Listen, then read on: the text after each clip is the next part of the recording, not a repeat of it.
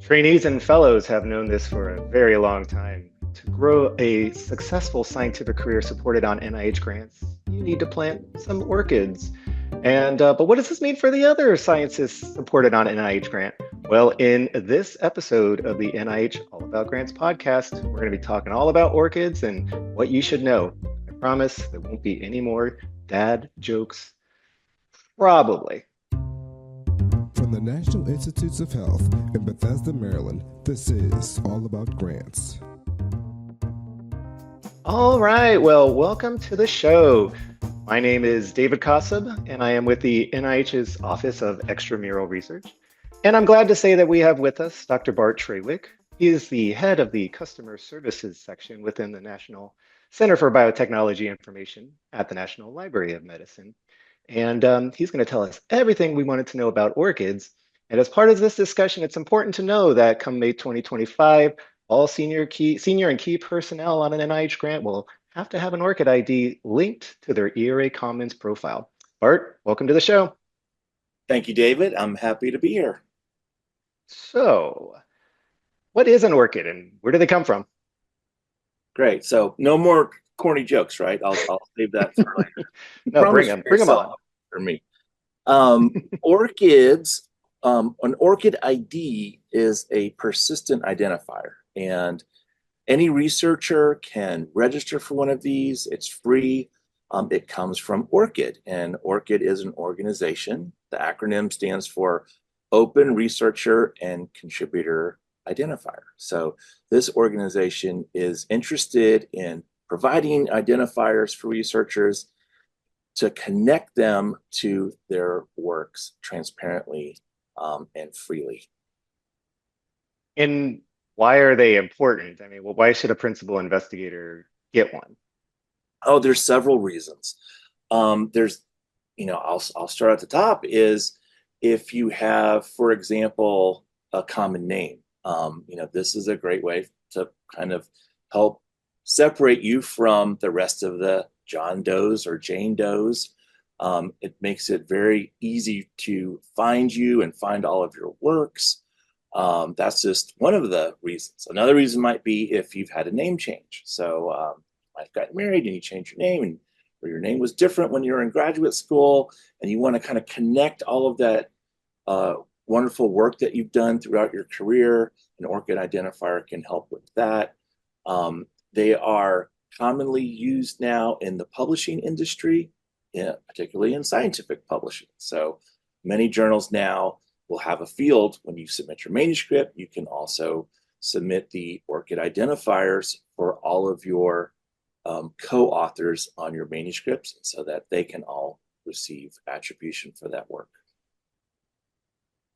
Well, thank you for that. Well, then, since they're important and we're going to be requiring them for senior and key personnel, can you tell us perhaps where they are integrated into an application, I assume in the science CV?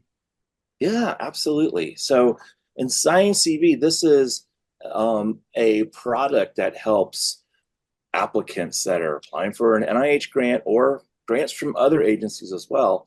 We have integration with ORCID. So if you have an existing ORCID ID, you've gone to ORCID, you've registered, you have that identifier, you can leverage that in Science CV in several different ways. First of all, you can use it to sign into Science CV. So when you register for an ORCID, you use a username and password to access that system, and you can use that same authentication pathway to get into Science CV. Once you do that, when you register for your ORCID, you sign in through ORCID and you enter into Science CV, now you've kind of connected that identifier with your Science CV account. And we recognize that. And then we'll automatically put that identifier onto the forms that Science CV produces, which are biographical sketches and current and pending other support forms. So we'll automatically put your ORCID identifier on it. But wait, there's more. The ORCID is actually a profile system. So when you register for ORCID, you get that identifier, but within the ORCID website, you're able to explain where you went to school and where you had jobs and a lot of the works that you've published. So if you've ever filled out a biographical sketch for a grant, this might start sounding familiar to you. Like, hey, that's a lot of the information that is required for these biographical sketches. So within Science TV, if you've linked ORCID and you enter into Science TV, you can use that information that is in your ORCID profile to pre-populate the forms. So when you're ready to fill out your latest and greatest grant application and you're putting together your biographical sketch, you can pull that information right into Science TV and it will pre-populate the forms. Definitely hear that it's great to hear that it's going to pre-populate some of these forms that hopefully will reduce a lot of time and effort that people will spend, applying for, for funding. And I assume that this also is effective or helpful for when you apply for other funders, if they're also using ORCID IDs, or if some of our systems are aligned that, they can pre-populate or provide information for other funders. That's exactly right. So NIH is not the only funder that is interested in adopting these identifiers for their researchers. There's other agencies that are also exploring this, the National Science Foundation and several other agencies. And so then you can begin to see, like, if you have a single identifier, it makes it much more transparent and easy to figure out who is who, especially when you're going to different funding agencies to apply for grants. And Science TV does currently support these forms for grant applications to the National Institutes of Health and the National Science Foundation, as well as Department of Education. And now that the federal government has begun to standardize on a common format for the biographical sketch, other agencies are now coming to us. So you're going to see an expansion over the next year of additional agencies, and we'll be supporting their biographical sketches as well. So then Science TV is sort of your one-stop shop for filling these forms out for additional agencies. So as the customer services person, you must be the one-stop shop for questions. So if researchers have any questions, like, who do they go to? How can they find more information about ORCIDs and as it relates to NIH? Sure. We have a help desk, and we've been working with ORCIDs now for over 10 years. They were one of the first information systems that were interested in partnering with us. So we have a long, extensive history with ORCID, and we have a team that can answer all of your questions. And so feel free to write into our help desk. Our staff is more than happy to help you out. ORCID also has a fantastic website. It's very accessible. It's easy to use. It has a lot of information on there. So you can go to either place to find out everything you want to know about ORCID identifiers. Definitely good to hear that y'all have been working with them for a long time. So probably know all of the answers. Bart, this has been great to learn more about ORCIDs and how people can find help as it relates to figuring out how to do ORCIDs and what they might mean.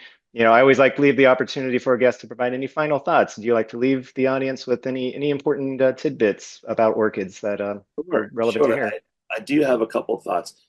Number one, it's really easy to register for this, and it's free. So anyone at any time can go over to ORCID and register for one of these identifiers and start to use it right away. It's going to help you as you publish your papers. I have a personal anecdote. I was saying that publishers are now accepting these ORCID identifiers as you submit your manuscripts.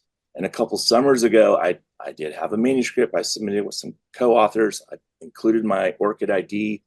A couple months go by, ORCID alerted me and said, hey, your manuscript is going to be published, and here's the citation, and then added it automatically to my ORCID profile before the publisher even notified me. So ORCID is really good at surveying the landscape of scientific literature and adding anything it sees with your ORCID identifier right into your profile. And once it's in there, you can use it in Science TV. And then the final thing I'm going to say, David, you mentioned that NIH is going to begin requiring this in May. So I think this is a great time. You don't have to wait till May till you're forced to go and, I got to go do this thing. Try it now. And then if you have any questions, you can check out the ORCID website for help. You can contact our help desk. You're going to be way ahead of the game, and you're going to start enjoying the benefits much sooner than everybody else.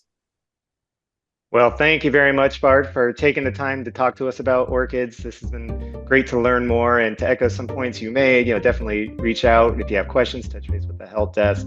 This is coming and it's going to be a requirement. So, get started now. It'll help you out.